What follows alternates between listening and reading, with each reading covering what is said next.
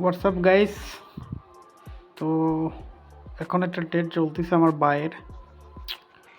এটার লজিক হচ্ছে আপনার মার্কেট ডাউনফল করেছিল, ডাউনফল করার পরে আবার সেম আগের জায়গা থেকে ব্যাক করছে।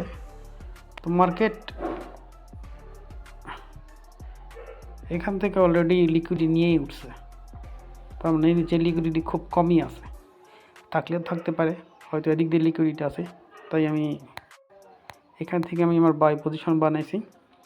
এখান থেকে বাই পজিশন বানানোর একটাই কারণ, এই যে দেখতে পাচ্ছেন কিনা, এই যে আগের গ্রিন ক্যান্ডেলে যে লিকুইডিটি ছিল, মার্কেট লিকুইডিটি টাচ করে, লিকুইডিটি গ্রাব করে, মানে লিকুইডিটি নিয়ে আবার উপরে উঠেছে।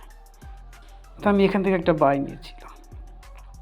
তো এইটা মোটামুটি প্রফিট দেখাচ্ছে $60। তো আমি আমার টার্গেটটা বেশি দূর রাখতে পারতেছি না। তার কারণ হচ্ছে, যতবারই দেখেন মার্কেট নামছে নিচের দিকে, ততবারই লিকুইডিটি নিয়েই নামছে মার্কেট, ততবারই মার্কেট লিকুইডিটি নিয়েই নামছে। তো এই মার্কেট প্রফিট দেওয়ার সম্ভাবনা খুবই কম। আমি আমার টার্গেটটা 30-এর কাছাকাছি রেখে দিব।